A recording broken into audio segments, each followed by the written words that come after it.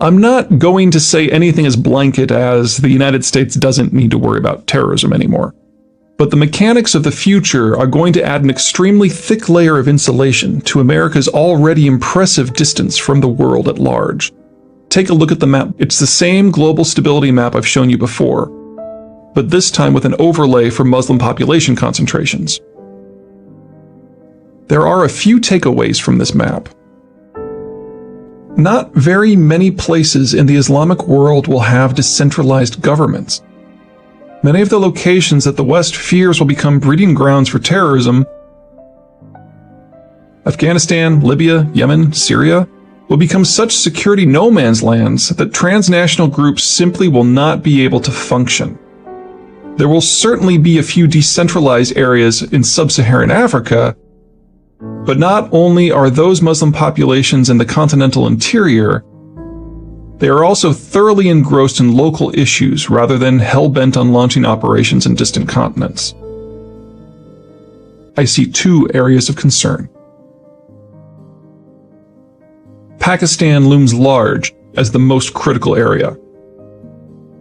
As a consequence of the September 11, 2001 attacks, U.S. forces began heavy operations. First to root out al-Qaeda and the Taliban from Afghanistan, and then to stabilize Afghanistan into some sort of form that could prevent al-Qaeda's and the Taliban's resurgence.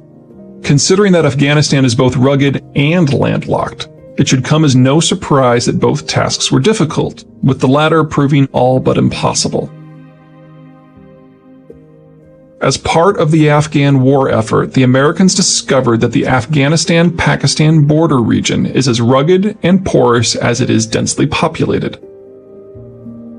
Many militant groups, most notably the Afghan and Pakistani strains of the Taliban movement, call it home. That unsavory fact introduced the Americans good and hard to Pakistan's core statehood problem.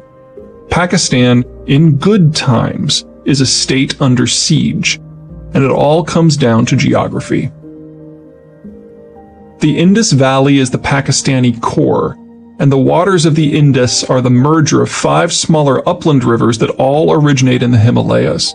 However, unlike the similarly sourced Ganges, the middle reaches of the Indus system receive no rainfall. All of the rivers flood during the monsoons and must have their flows carefully managed to ensure regular water for the region's omnipresent irrigation works. If not for this management, the entire area, like the Nile Valley, would be desert. The Indus may have been navigable at some point deep in the past, but millennia of such tight management and such seasonal input extremes mean that in the contemporary period it is only navigable to Hyderabad, just a handful of miles from the Indian Ocean. From a capital generation and a social point of view, this puts Pakistan in a very similar basket as Egypt. A very thin crust of society manages the extremely capital-poor system, and everyone else is a de facto slave.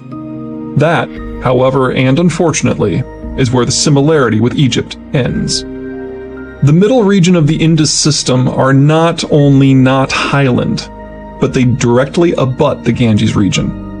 All that separates the heavily irrigated Indus basin from the perennially fertile Ganges basin is a low saddle of land just 100 miles deep. While this saddle is bracketed by a pair of impressive natural boundaries, the Himalayas and the Thar Desert, it is some 300 miles wide and leads directly into the most densely populated region of the world. It is broadly indefensible. Under any circumstances, the people of the Indus Valley will be heavily outnumbered by and exposed to the people of the far more populous Ganges Valley. And that's before including the other Indian territories. And that's before considering Pakistan's other borders.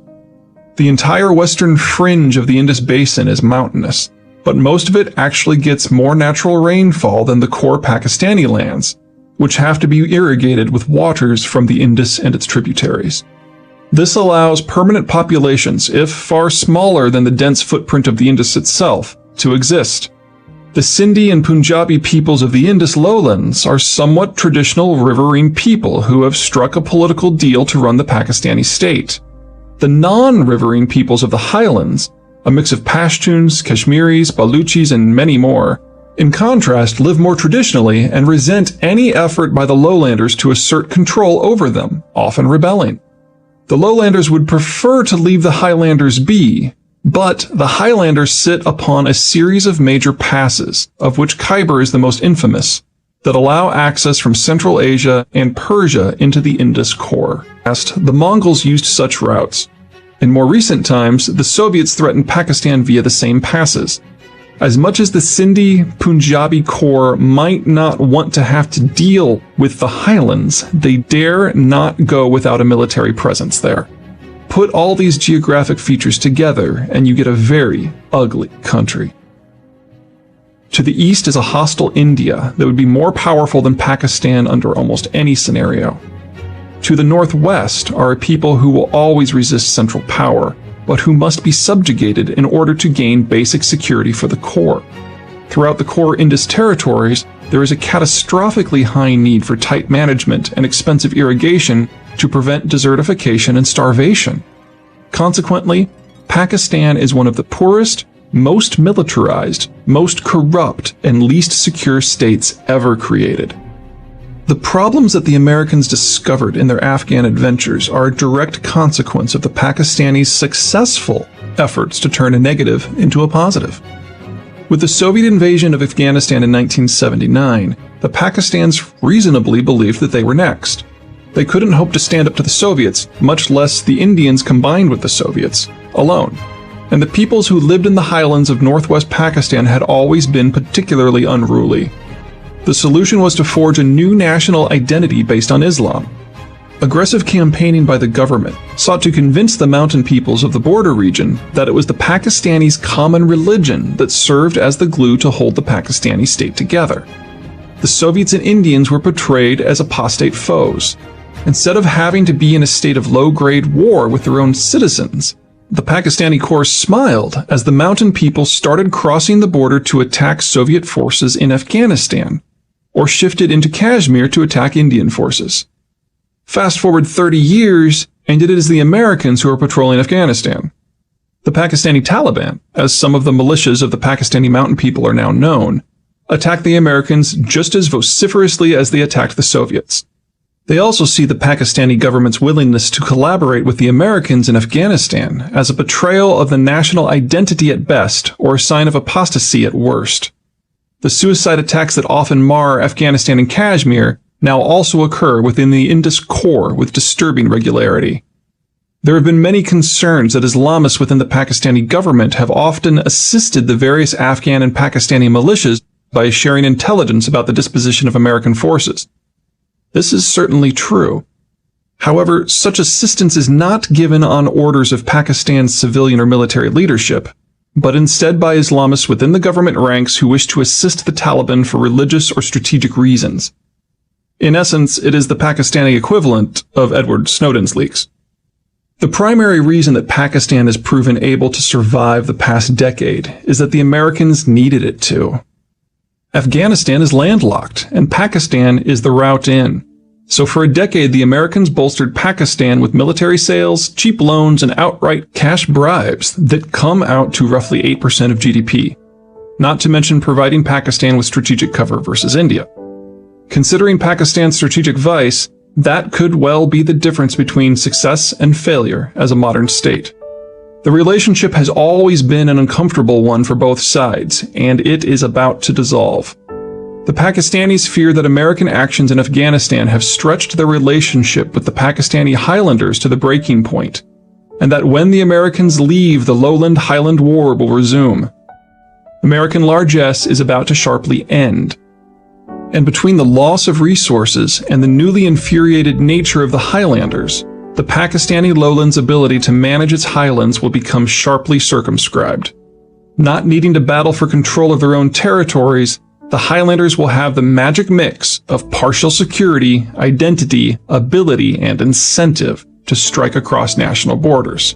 Their primary target will be India, as these people have some serious bones to pick over Kashmir.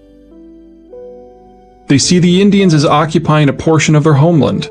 As Pakistan would prefer not to actually go to war with the superior India, Islamabad's efforts to rein in the Highlanders make it likely that the Highlanders will have on-again, off-again clashes with the Pakistani authorities in Islamabad as well. This is a problem, a big problem, but it is also a regionally contained problem. The Pakistani Taliban and groups like it are tied down by geography.